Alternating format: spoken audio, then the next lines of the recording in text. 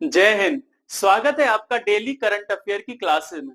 आज तारीख 7 अप्रैल है और 7 अप्रैल से जितना भी करंट अफेयर बन सकता है हम उसको आपके समक्ष डिस्कशन करने वाले हैं। ठीक है, आपको इस क्लास में करंट अफेयर के साथ में स्टैटिक जीके मिलने वाला है। उसके साथ बहुत ही कम समय में हम इस क्लास को करने वाले हैं। उसके बाद आप हिंदी और इंग्लिश में ये दोनों क्लास रहेगी, लेकिन लास्ट में आपको परीक्षा प्रवाह देखने को मिलेगा और परीक्षा प्रवाह में एक ऐसा टॉपिक होगा जो आपकी परीक्षा के लिए बेहद महत्वपूर्ण होने वाला है। ठीक है, तो करते हैं स्टार्ट आज की क्लास को इसी ऊर्जावान कोट के साथ। कोट क्या है कि आज शिद्दत से करो कोशिश चिराग जलाने की, कौन जाने तुम्ही से कल रोशन सारा जहां हो। तो भाई आज मेहनत करनी है, कल अपने सपनों के लिए, कल उड़ान भरने के लिए आज अपने पंखों को तैयार करना है। तो कौन जानता है कि आप ही हो आगे जो भी लीडर बन रहा हो। ठीक है, चाहे आप किसी भी फील्ड में जाएं तो वहां उस फील्ड में आप बेटर कर सकते हैं, लेकिन आज मेहनत की तो। ठीक है, शर्त क्या है कि आज मेहनत करनी पड़ेगी और यही मेहनत आपको आगे सफलता दिलवाएगी। तो इसी ऊर्जावान कोट के साथ आज का पहला क्वेश्चन आपके साथ डिस्कस करते हैं। पहला क्वेश्चन है कि निम्न में से किसे national fame award 2024 national fame award 2024 the club Mumbai द्वारा प्रदान किया गया है। तो नेशनल फेम 2024 किसको प्रदान किया गया है? तो इस क्वेश्चन का सही ऑप्शन होने वाला है ऑप्शन नंबर ए, यानी कि डॉक्टर कार्तिक कोमरी। कौन? डॉक्टर कार्तिक कोमरी को क्या मिला है? आपका नेशनल नेशनल फेम अवार्ड से नवाजा गया है।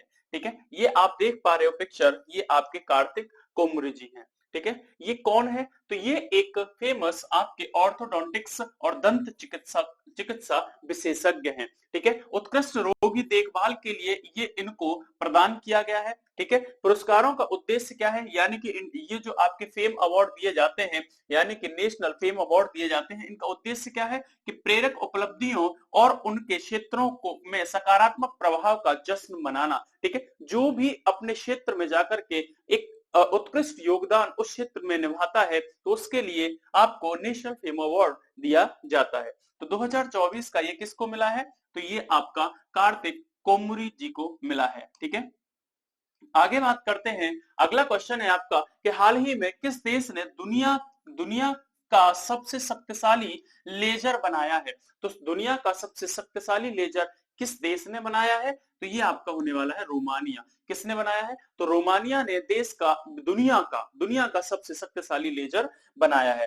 ठीक है, तो अब लेजर की बात करते हैं। तो लेजर की फुल फॉर्म हो जाती है light amplification by stimulated emission of radiation. ठीक है, तो लेजर की फुल फॉर्म हो जाती है लेजर के एक अनुसंधान केंद्र ने, यानी कि रोमानिया के एक अनुसंधान केंद्र ने दुनिया के सबसे शक्तिशाली लेजर को सक्रिय किया है। ठीक है, इंजीनियर कौन है इसको सक्रिय करने वाले, बनाने वाले? तो एंटोनिया टोमा जी इसके आपके इंजीनियर हैं। लेजर का संचालन कौन कर रही है? तो फ्रांसीसी कंपनी थील्स द्वारा इसका संचालन किया जा रहा है रोमानिया में। ठीक है, उसके बाद अगर एक फैक्ट बताऊं तो 2018 में जो नोबेल पुरस्कार भौतिकी में मिला था, आपके किसको मिला था? फ्रांस के एक तो जेरार्ड मोरे थे और आपके कनाडा के डोना इसके लैंड थे। ठीक है, तो इन दोनों को संयुक्त रूप से नोबेल पुरस्कार जो 2018 में भौतिकी का मिला था, तो वो किसके लिए मिला था? तो लेजर तकनीक में डेवलप करने के लिए। ठीक है, लेजर तकनीक में डेवलपिंग के लिए इनको ये अवार्ड मिला था 2018 का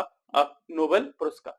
ठीक है, अगर मैं वही रोमानिया की बात करता हूं तो रोमानिया देश आपका यूरोप में पड़ता है। ठीक है, तो ये यूरोप में पड़ता है। जो इधर आपको देखने को मिल रहा है ये आपका काला सागर है या ब्लैक सी है। ठीक है, ब्लैक सी के आप पश्चिम में जाएंगे तो आपको रोमानिया मिलेगा। ठीक है, जिसकी राजधानी बुखारेस्ट है। जिसकी राजधानी क्या है? तो बुखारेस्ट है। रोमानिया के अगर दक्षिण में जाओगे तो आपको बुल्गारिया मिलेगा। ठीक है, रोमानिया के अगर पश्चिम में देखोगे तो दो देश मिलेंगे, एक आपको हंगरी मिलने वाला है और एक आपको सर्बिया मिलने वाला है। वहीं अगर मैं उत्तर की बात करता हूं तो यूक्रेन आपको देश देखने को मिलता है। वहीं अगर मैं उत्तर पूर्व की बात करता हूं तो एक देश आपको मालडोवा रोमानिया से सीमा साझा करता हुआ दिखेगा। तो रोमानिया आपका ब्लैक सी से भी सीमा साझा करता है, ठीक है। तो उद्देश्य क्या है इस लेजर को डेवलप करने का? तो रोमानिया ने जो लेजर डेवलप किया है उसका उद्देश्य क्या है? उसका उद्देश्य है कि परमाणु कचरे का उपचार करना, ठीक है, और अंतरिक्ष में जमा होने वाले मलबे को साफ करना।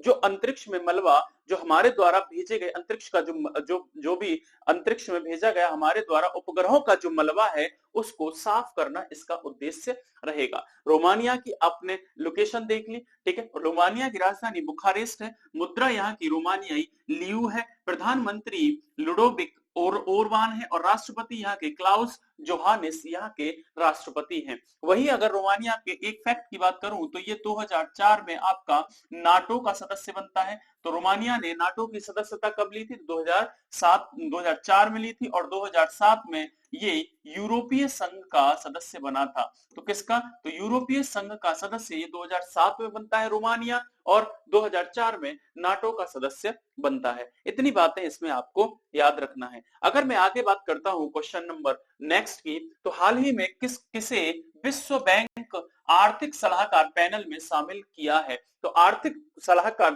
विश्व बैंक के आर्थिक सलाहकार पैनल में आपका राकेश मोहन जी को आपको शामिल किया है, ठीक है। तो ये आपके राकेश मोहन जी हैं मुस्कुराते हुए, ठीक है। अगर मैं आगे बात करता हूं तो जो आपके आर्थिक सलाहकार पैनल में शामिल हुए हैं तो वो कौन है? आपके राकेश मोहन जी हैं। राकेश मोहन की बात करता हूं तो ये आपके आरबीआई के भारतीय रिजर्व बैंक के ये डिप्टी गवर्नर रह चुके हैं। तो डिप्टी गवर्नर ये क्या है? आरबीआई के रह चुके हैं। अगर मैं वर्ल्ड बैंक की बात करूं, वर्ल्ड बैंक के आर्थिक सलाहकार पैनल में इनको शामिल किया गया है। तो वर्ल्ड बैंक की बात करता हूं तो वर्ल्ड बैंक किस सिद्धांत पर काम करता है? तो working for a world free of poverty, ठीक है। Working for a world free of poverty के सिद्धांत पर वर्ल्ड बैंक काम करता है। इसकी स्थापना की बात करता हूं तो जुलाई 1944 में इसकी स्थापना होती है। वॉशिंगटन डीसी में इसका मुख्यालय है। इसके सदस्य देशों में 189 देश आते हैं, 189 देश आते हैं। वर्तमान में इसके अध्यक्ष अजय बंगा हैं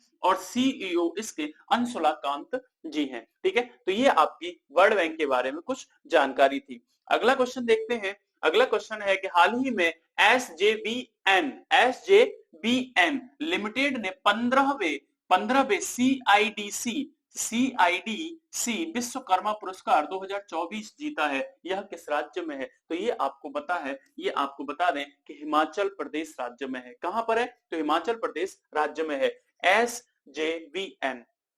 एसजेवीएन की बात करता हूं तो एसजेवीएन आपकी सतलुज जल विद्युत निगम के नाम से जानी जाती है और ये विद्युत के क्षेत्र में काम करने वाली एक मतलब कह सकते हो एक उद्यम है, यानी एक संस्था है, एक कंपनी है। इसकी स्थापना 1988 में होती है, ठीक है। यह भारत सरकार और हिमाचल प्रदेश की संयुक्त रूप से एक उद्यम है, ठीक है। अगर मैं सीआईडीसी की बात करता हूं तो CIDC construction industry development council के द्वारा दिया जाने वाला एक पुरस्कार है जिसकी शुरुआत 2009 में हुई थी। आशा करता हूं कि ये क्वेश्चन आपको समझ में आया होगा। अगर नेक्स्ट क्वेश्चन की बात करता हूं, अगला क्वेश्चन है कि हाल ही में दूरसंचार सचिव द्वारा कहां 5G कार्यशाला के दौरान 100 5G लैब्स के लिए प्रायोगिक लाइसेंस मॉड्यूल में एक आपका पहला लॉन्च कर दिया गया है। यानी कि 100 5G लैब्स आपको देने हैं, उनमें से पहला आपने लॉन्च कर दिया है, ठीक है। तो ये किस संस्था में लॉन्च किया है? तो ये हो जाएगा आपका आईआईटी मद्रास में। कहां पर लॉन्च किया है? तो आईआईटी मद्रास में। अगर मैं 5G इस लैब्स की बात करता हूं तो ये दूरसंचार विभाग द्वारा देश भर में शैक्षणिक संस्थानों को 100 यानी कि 100 5G यूज कैश लैब्स को से सम्मानित किया गया है। इसमें इसका उद्देश्य रहेगा कि ये छात्रों और स्टार्टअप जो समुदाय हैं उनके बीच 5G प्रौद्योगिकियों की दक्षता और जुड़ाव पैदा करेगा। यानी कि ये छात्रों को और जो आपके स्टार्टअप्स होते हैं, ठीक है, उनके बीच 5G प्रौद्योगिकी को लेकर के जुड़ाव पैदा करने का इसका उद्देश्य रहेगा। 100 में से पहला आईआईटी मद्रास में आपका लॉन्च कर दिया गया है।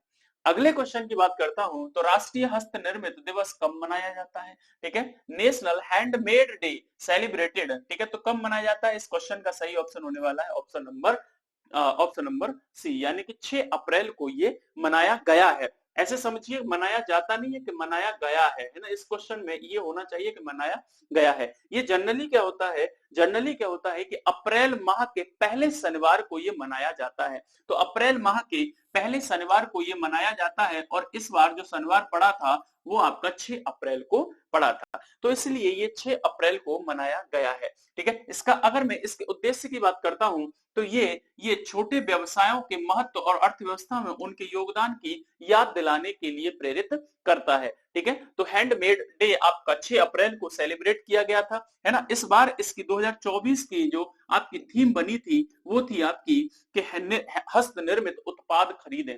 क्या थीम बनी थी? तो हस्त निर्मित उत्पाद ही खरीदें। अगला क्वेश्चन की बात करता हूं, तो हाल ही में किस कंपनी ने voice cloning tool voice engine, क्या नाम है इसका? तो वॉइस इंजन, ठीक है, वॉइस इंजन आपका डेवलप किया है। तो किस कंपनी ने वॉइस इंजन नामक एक वॉइस क्लोनिंग टूल डेवलप किया है? तो इस क्वेश्चन का सही ऑप्शन होने वाला है आपका ओपन आई। ओपन आई ने आपका वॉइस इंजन, आपका वॉइस इंजन आपका क्या किया है? तो डेवलप किया है। ठीक है, ये आपका वॉइस इंजन रहने वाला है। इसका काम क्या रहेगा? इसका काम रहेगा कि अगर आपने 15 सेकंड के लिए इसको अपनी आवाज दी तो ये हूबहू आपकी आवाज में बोल सकता है। ठीक है, और ये क्या करेगा वॉइस इंजन कि अगर व्यक्ति की केवल 15 सेकंड की रिकॉर्ड की गई आवाज से व्यक्ति की आवाज की नकल कर सकता है। ठीक है, इतना भयंकर होने वाला है ये, है ना। ओपन एआई ने इसको डेवलप किया है। ओपन एआई की स्थापना की बात करूंगा तो ये 2015 में हुई थी। इसका मुख्यालय सैन फ्रांसिस में है। एआई यानी कि ओपन एआई एक कंपनी है। ओपन एआई की स्थापना 2015 में मुख्यालय सैन फ्रांसिस में है। अध्यक्ष वर्तमान में ग्रेग ब्रॉकमैन है और सीईओ सैम अल्टमैन है। इसमें सैम अल्टमैन प्लस आपके एलन मस्क ने मिलकर के इस एआई कंपनी को यानी कि ओपन एआई को बनाया था। ठीक है, अब वर्तमान में इसके अध्यक्ष कौन है? तो ग्रेग ब्रॉकमैन इसके अध्यक्ष हैं।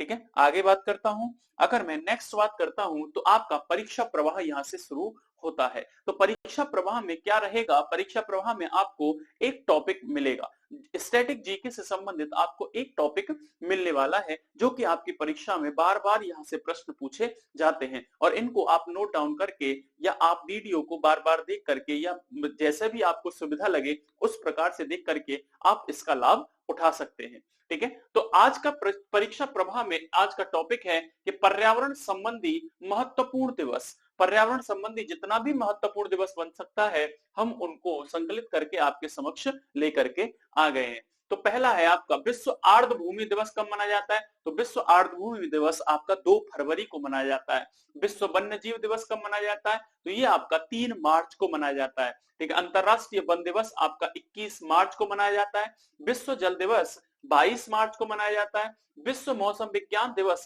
23 मार्च को मनाया जाता है। पृथ्वी दिवस 22 अप्रैल को मनाया जाता है। अंतरराष्ट्रीय जैविक विविधता दिवस 22 मई को मनाया जाता है। विश्व पर्यावरण दिवस 5 जून को मनाया जाता है। विश्व महासागर दिवस 8 जून को मनाया जाता है। अगर मैं और आगे बात करता हूं तो अंतरराष्ट्रीय जलवायु परिवर्तन दिवस आपका 21 जून को मनाया जाता है। ओजोन दिवस आपका 16 सितंबर को मनाया जाता है। विश्व पशु दिवस आपका 4 अक्टूबर को मनाया जाता है। विश्व मत्स्य पालन दिवस आपका 21 नवंबर को मनाया जाता है।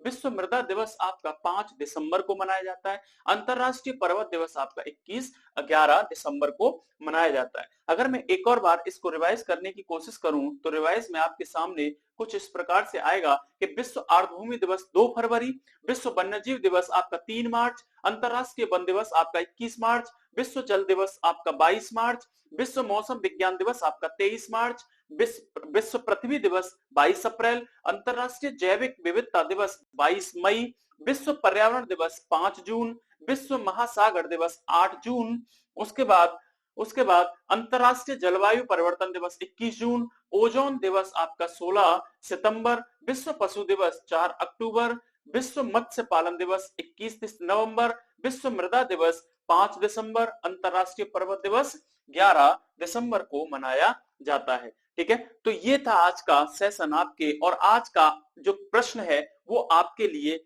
इस प्रकार है कि हाल ही में किसे विश्व बैंक आर्थिक सलाहकार पैनल का सदस्य बनाया गया है, और इस क्वेश्चन का आंसर आपको कमेंट बॉक्स में जरूर देना है। ठीक है, कमेंट बॉक्स में इसका आंसर दीजिएगा ताकि हमें भी एक मोटिवेशन मिल सके। ठीक है, तो आज के सेशन में इतना ही था, मिलते हैं अगले सेशन में, जब तक के लिए जय हिंद।